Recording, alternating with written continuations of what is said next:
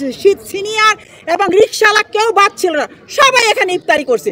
যাওয়ার সময় হয়তো যাদের কনভেন্স নাই, গাড়ি ভাড়া নাই, তাদেরকে সে 200-500 টাকা দিছে, কিন্তু সেটা দীপজল ভাই দেয় নাই, লোকজনে দিছে।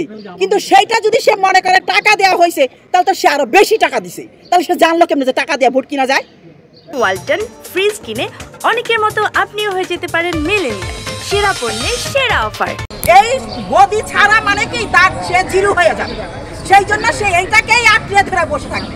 আর আমরাও এটা চাই না, আমরা চাই আজ থেকে 20 বছর আগে, 30 বছর আগে আমাদের সমিতি হওয়ার পরে যেভাবে আমাদের সমিতি চলছে, সুষ্ঠুভাবে পরিষ্কারভাবে, আমরা শিল্পী, সেও শিল্পী, আমরা সবাই সবাই একসাথে থাকবো। কিন্তু এইভাবে মারামারি ফাটাফাটি করে আমাদের সমিতি চলবে না। এতে কি হচ্ছে, আমাদের ফিল্মের, আমাদের শিল্পীদের বদনাম হচ্ছে। রাস্তার লোকেরা আমাকে দেখলে বলে ওই যে যাচ্ছে অমুকের ক্যান্ডিডেট, ওই যে অমুকে যাচ্ছে ভোট দিতে, এটা তো আমি শুনবো না।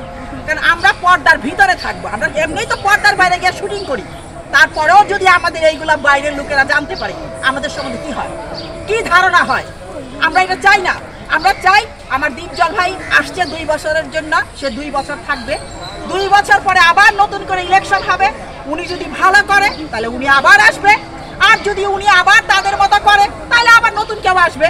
কিন্তু এখন আমরা এটা মানবো না, এখন দীপজল ভাই থাকবে, মিশা সওদাগরই থাকবে।